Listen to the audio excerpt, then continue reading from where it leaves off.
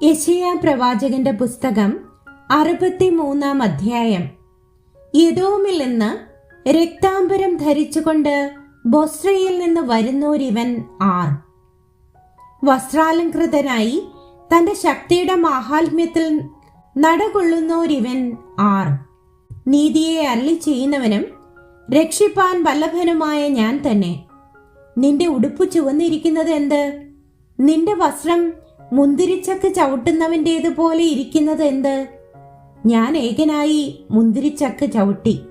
ജാതികളിൽ ആരും എന്നോടുകൂടെ ഉണ്ടായിരുന്നില്ല. എന്റെ കോപത്തിൽ ഞാൻ അവരെ ചവിട്ടി, എന്റെ ക്രോധത്തിൽ അവരെ മെതിച്ചു കളഞ്ഞു. അവരുടെ രക്തം എന്റെ വസ്ത്രത്തിൽ തെറിച്ചു, എന്റെ ഉടുപ്പൊക്കെയും മലിനമായിരിക്കുന്നു.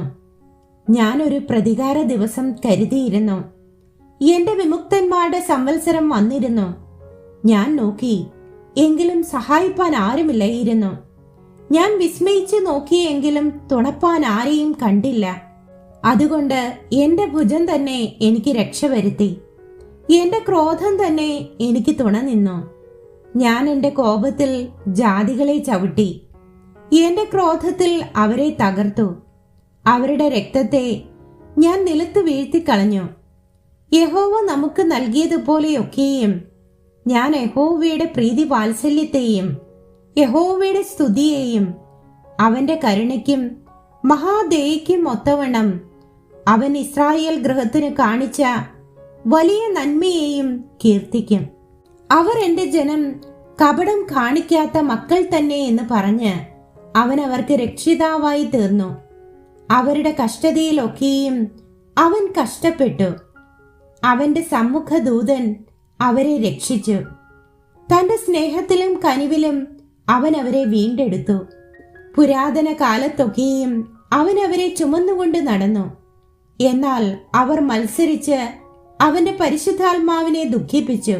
അതുകൊണ്ട് അവൻ അവർക്ക് ശത്രുവായി തീർന്ന് താൻ തന്നെ അവരോട് യുദ്ധം ചെയ്തു. അപ്പോൾ അവന്റെ ജനം മോശയുടെ കാലമായ പുരാതന കാലം ഓർത്തു പറഞ്ഞത്, അവരെ തന്റെ ആടുകളുടെ ഇടയനോടുകൂടെ സമുദ്രത്തിൽ നിന്ന് കരേറുമാറാക്കിയവൻ എവിടെ? അവരുടെ ഉള്ളിൽ തന്റെ പരിശുദ്ധാത്മാവിനെ കൊടുത്തവൻ എവിടെ? തന്റെ മഹത്വമുള്ള ഭുജം മോശയുടെ വലം കൈക്കൽ ചെല്ലുമാറാക്കി തനിക്കൊരു ശാശ്വത നാമം ഉണ്ടാക്കേണ്ടതിന് അവരുടെ മുൻപിൽ വെള്ളം വിഭാഗിക്കുകയും അവർ ഇടറാതെ വണ്ണം മരുഭൂമിയിൽ ഒരു കുതിരയെപ്പോലെ അവരെ ആഴങ്ങളിൽ കൂടി നടത്തുകയും ചെയ്തവൻ എവിടെ? താഴ്വരയിലേക്ക് ഇറങ്ങിച്ചെല്ലുന്ന കന്നുകാലികളെ പോലെ യഹോവയുടെ ആത്മാവ് അവരെ തഞ്ചുമാറാക്കി. അങ്ങനെ നീ നിനക്ക് മഹത്വമുള്ള ഒരു നാമം ഉണ്ടാക്കേണ്ടതിന് നിന്റെ ജനത്തെ നടത്തി. സ്വർഗത്തിൽ നിന്ന് നോക്കി വിശുദ്ധിയും മഹത്വവുമുള്ള നിന്റെ വാസസ്ഥലത്ത് നിന്ന് കടാക്ഷിക്കണമേ. നിന്റെ തീഷ്ണതയും വീര്യപ്രവൃത്തികളും എവിടെ? നിന്റെ മനസ്സലിവും കരുണയും എന്നോട് കാണിക്കാതെ വണ്ണം നീ അടക്കി വെച്ചിരിക്കുന്നു. നീയല്ലോ ഞങ്ങളുടെ പിതാവ്.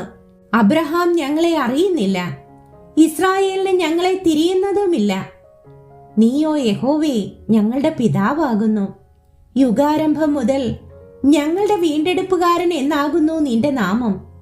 യഹോവേ, നീ ഞങ്ങളെ നിന്റെ വഴി വിട്ട് തെറ്റുമാറാക്കുന്നതും നിന്നെ ഭയപ്പെടാതെ വണ്ണം ഞങ്ങളുടെ ഹൃദയത്തെ കഠിനമാക്കുന്നതും എന്ത്?